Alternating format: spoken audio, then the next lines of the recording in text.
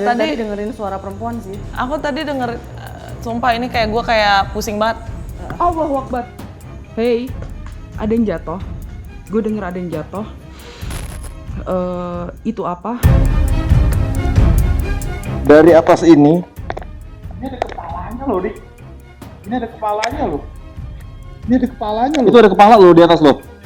Ini kepala.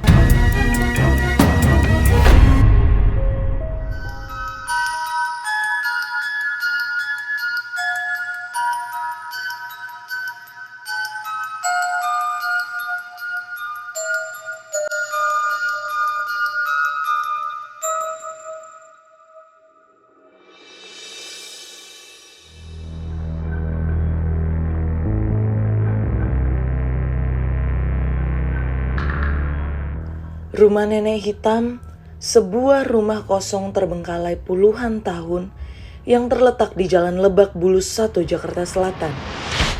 Ya setahu saya masuk sini tuh udah rumah kosong gitu loh. Ya kalau dengar memang ada, kalau untuk sekian suara-suara ya, namanya kita yang posisi di depan ya kan, jaga malam ya ada gitu, kayak orang ngobrol sepintas gitu, terus ada orang kayak orang nangis gitu. Ya sebenarnya sih di sananya itu juga nggak terlalu ini juga. Kadang-kadang ini di bawah pohon bambu kita aja itu sering ada yang gitu, yang ngobrol apa segala macam kayak orang apa gitu. Tapi kita kasatronin itu nggak ada orang. Di episode sebelumnya, saya dan Lina Mukherjee telah membuktikan kehororan tempat ini saat melakukan penelusuran bersama. Lina yang memiliki kemampuan indigo mampu memetakan seperti apa bentuk dan perwujudan entitas-entitas mistis di rumah misterius ini.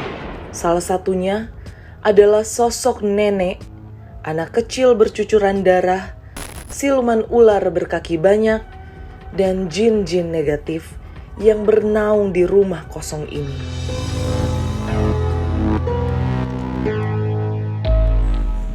Jadi kita lihat-lihat ya, ruangannya. Jadi Cynthia kita lagi melihat.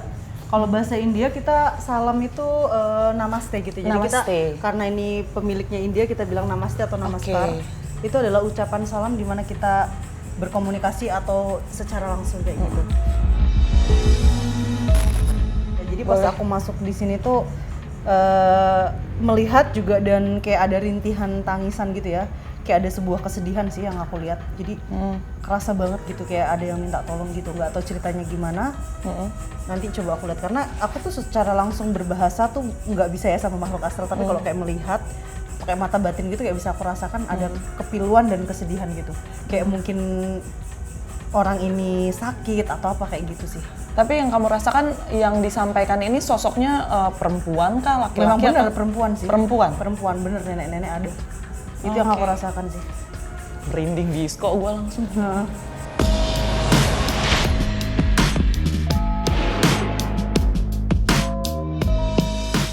Mental saya jatuh ke bumi. Adrenalin kencang mengalir dan keringat dingin menyembul dari pori-pori saat saya dan Lina ditinggal berdua untuk menjalani sesi ghost mos atau gosip sambil mos. Lina ketakutan bukan kepalang dan hampir tak sadarkan diri. Gosip-gosip yang kami lancarkan tak begitu berpengaruh untuk mengalihkan kengerian kami. Kamu pertama kali ngeliat dan ngerasain kayak gitu tuh dari umur berapa? Aku pas ngerasain, jadi gini, dulu kan ada tetangga aku kebetulan dia hamil ya. Aku umurnya masih 4 tahun. Anakmu tuh pasti perempuan, nanti lahirnya di tanggal segini. Nah itu sudah termasuk bisa kan. Nah saat itu juga aku ngeliat dari masih kecil tuh kayak misalnya ada makhluk-makhluk astral kayak di dapur. Misalnya badannya anjing tapi mukanya manusia kayak gitu. Udah pernah. Berarti dari kecil ya? Udah dari kecil kayak sumber bolong gitu-gitu. Wewe gombel kayak diajak-ajak. Kan aku tinggal di kampung ya, kayak ada persawahan gitu, kayak aku diajak jalan mereka gitu. Tapi aku dicariin ibuku ya. Jadi dari masih kecil tuh udah tahu. Tapi sekarang energinya udah mulai berubah loh, Cynthia. Tadi yang dia nggak suka, sekarang tuh mereka tuh kayak udah mulai nggak ganggu yang kayak parah tadi. Udah mulai nggak. Udah mulai stabil setakut sih. tadi ya? Tadi aku sumpah dia di ujung sana terus lewat terus kayak gimana, abis itu dia nyentuh badan. Aku mau nangis yang tadi, tapi sekarang aku udah mulai rileks sih. Oke. Udah kayak mungkin agak biasa gitu, dan dia nggak kayak tadi kan kamu denger banget. Iya tadi sih emang Sumpah demi Tuhan, di anarkis. atas ini. Anarkis gitu, Anarkis. kayak seolah-olah kayak Sama yang di sebelah pengen sini. banget kita tahu dia ada. Iya, banting-banting. Iya, banting-banting. Terus jalan setapak jalan, ya aku merinding lagi nih. Tapi nggak separah tadi. Terus ada kayak mata-mata di situ. Ya mereka mengawasi kita ya, yang aku tangkap di sini sih. Jadi kayak ngawas-ngawasin. Tapi seenggaknya sekarang rasanya udah lebih. Udah lega sih. Bukan karena ada kru juga ya, energinya sudah mulai kayak. Tapi aku kayak ngeliat tadi kayak siluman ular loh di sini. Oh. Iya, jadi kayak siluman ular lagi jalan kayak gitu. Tapi lebih mengerikan kalau ular beneran. Iya, janganlah. Tapi sama lah, dua-duanya ngeri lah. Iya sih. Tapi sekarang aku udah rasa takut udah kayak tadi pas dia di situ nongol pakai baju putih di situ tuh aku udah ada Cynthia, aku kayak nggak bisa, kayak kita cewek ngeliat sesuatu, kalau lihat kecoa kan kamu teriak ya, seperti itulah aku melihat mereka tuh nggak mau. Tapi sekarang energinya alhamdulillah ya Udah lumayan. Kayaknya mereka nggak, mungkin karena aku pakai isi hati bilang aku tuh kesini nggak ngapa-ngapain sih, kita cuma pengen tahu sebenarnya keresahan masyarakat itu apa gitu, karena kan banyak banget keluhan-keluhan yang mungkin makhluk astral tersebut bisa menyampaikan, misalnya nggak suka kalau ada orang yang berteriak-teriak. Kalau itu yang kamu dapat apa nih? Kalau aku rasa sih makhluk astralnya kayaknya berpesan aja ya, mungkin banyak orang yang kayak iseng kesini-sini sih yang aku tangkap, yang nggak suka gitu, kayak ngotor-ngotorin gini, terus nggak permisi, kayak nggak punya sopan santun. Tapi seketika aku tadi santun berkomunikasi, kalau aku nggak ada niat apa-apa tuh feelingnya beda ya, kayak mereka tuh menerima aja gitu, tidak menampak-nampakkan yang bunyi-bunyi nggak bagus gitu, nggak. Jadi kayaknya dia berpesan supaya dijaga kebersihan ya di sini.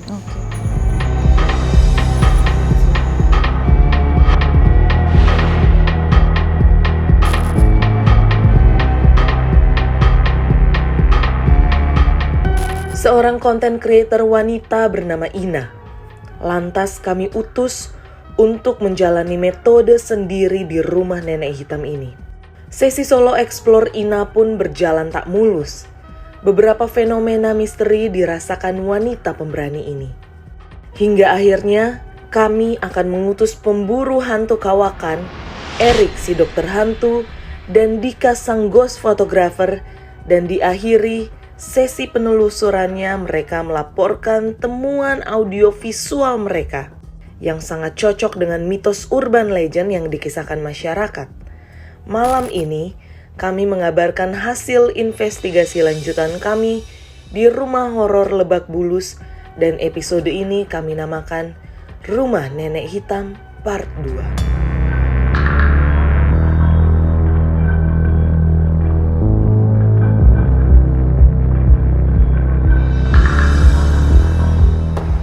Jadi kayak siluman ular gitu ya, jadi dia kayak besar terus ngelewat, makanya ada bekas kayak tapak-tapak kaki banyak di situ. Jadi dia ngelewatin kayak gitu sih, sama genderuwo kayak monyet berbulu gitu sih yang aku lihat, gede besar.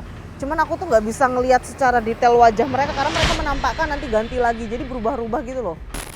Kalau secara keseluruhan saya melihat bener ya yang dibilang nenek-nenek apa itu bener, saya melihat nenek-nenek ini kayaknya sakit, cuman nggak diurus yang saya tangkap.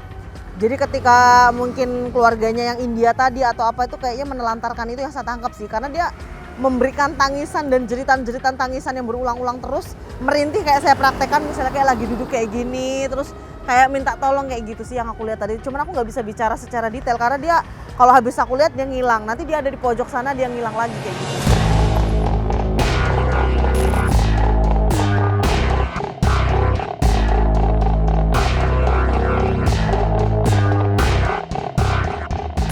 Pada saat gue di kamar mandi yang dia kan ada dua kamar mandi ya, kanan dan kiri.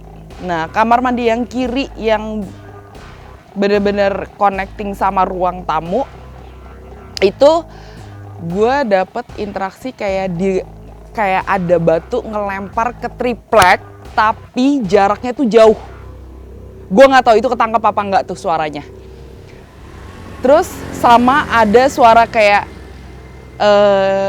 sesuatu ditarik srek gitu.